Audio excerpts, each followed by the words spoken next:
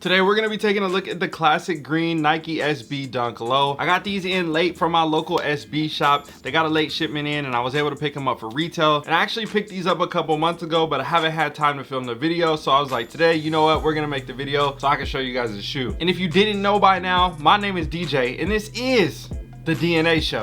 One shoe that I'm going to be using in today's review is going to be the Celtic Air Jordan 1. Obviously very similar to the classic green right here. So I wanted to do a comparison just to kind of see where the vibes are coming from and how similar they really are to each other, because I know a lot of people reference these two shoes. And then we're going to do some polls and see which one is fire and trash, what people like the most, and all those other things along the way. So starting with the quick in-hand look of the sneaker, as you can see from the outsole, you have an all green outsole with a black pod in the center of the foot with your Nike SB logo. Wrapping up to the midsole of the sneaker, you have your green hit at the bottom and then your white right here on the center of the midsole and a white stitch along the lines. And then going to the upper of the sneaker, this is essentially your black toe vibe when it comes to Jordans. So when you think about the original black toe Air Jordan 1 with the red on the back and the black and white toe on the front, that gives you the same vibe as this Celtics Air Jordan 1, and that's why a lot of people reference the black toe to it, because that's considered an OG colorway and that's what they called them back in the day. So knowing that, yes, we have similar vibes when it comes to the black toe here on the front. You have your black Nike swoosh, your green hit on the back, and then you have a small tab on the back end of the shoe with the Nike embroidering. You have an all black sock liner with the green Nike SB logo and Zoom Air.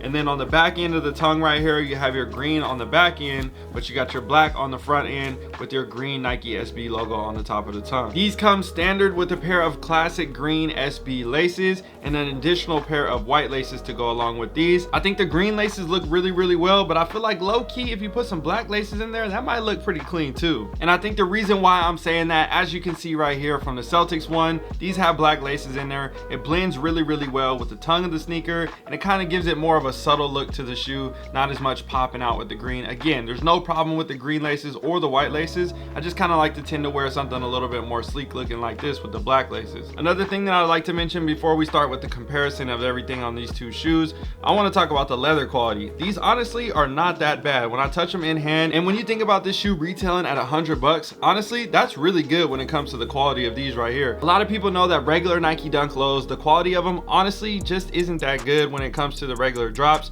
and I completely understand it. Again, that's another $100 sneaker. But when it comes to SBs, you're talking about adding zoom and other elements to the sneaker to make it more comfortable and snugger fitting, and obviously more durable when it comes to skating. So I think when you come to that debate of a regular Nike Dunk Low and an SB Dunk Low, you're typically going to get better quality when it comes to the Nike SB. So starting with the comparison of these two sneakers, as you can see from the outsole, very similar. Obviously you got your little bit of black hit right here, but essentially the same.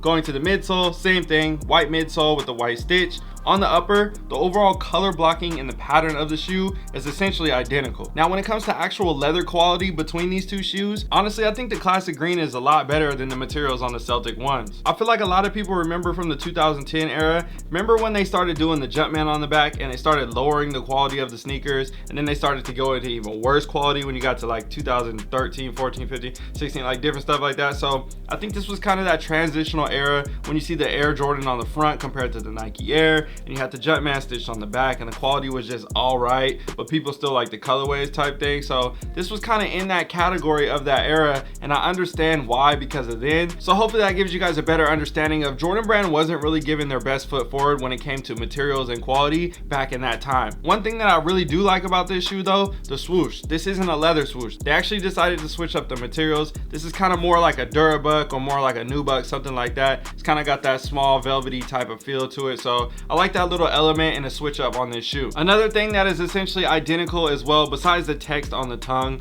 the back of the tongue is green. So that makes me ask the question, I hear everybody call these the classic greens. We understand we have different sneakers from the J-Pack.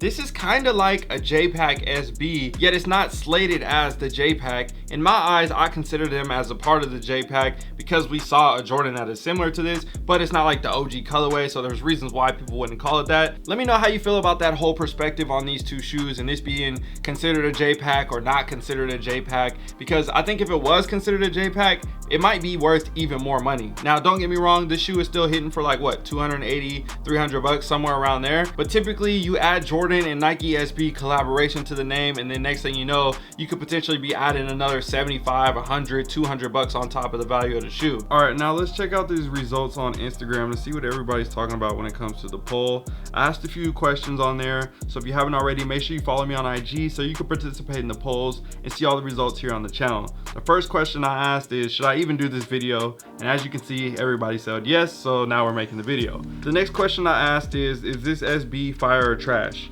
89% of the people said fire and 11% of the people said trash. So that's actually a pretty big amount of people. I thought it was gonna be maybe somewhere around 75%, maybe close to 80%, but I didn't think it was gonna be that high. The next question I asked was, is the Celtics Air Jordan 1 fire or trash? And I had a feeling a lot of people were gonna say yeah, they thought the shoe was fire, maybe somewhere around 90% or 89%. It was actually 96% to 4%. Maybe that shoe is starting to grow on a lot more people and they haven't seen it come out in a long time. It's been probably about a little bit over 10 years since that shoe came out. So I could definitely understand why people like it and are anticipating seeing it come out again. Now, we don't know if this colorway is even gonna retro again. If they do, hopefully they do with the Nike Air. That's a whole nother topic. And the final question that I asked was, which one do you like more, the SB or the Jordan 1?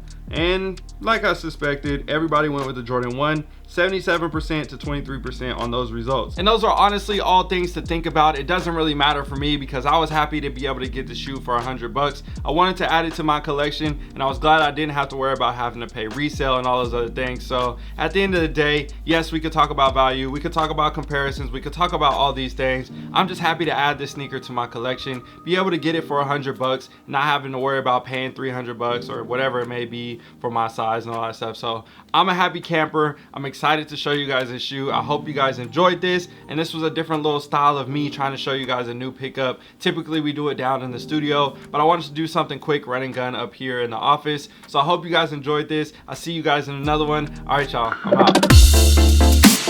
Yo, if you enjoyed this video and you want to make extra money or grow your shoe collection, I want to give you a free video with my 3 tips that were the most powerful that will help you grow your sneaker collection and make an additional $1,000 to $10,000 a month. All you need to do to get this free video is click on the first link in the description or the comment that's pinned in the comment section. That'll take you to a page where you can enter your email address and I'll make sure that I send you a video right away. And if you enjoyed this video, again, don't forget to like, comment, share, and subscribe. My name is DJ. I'm signing out. I got to go. I'm gone. Peace.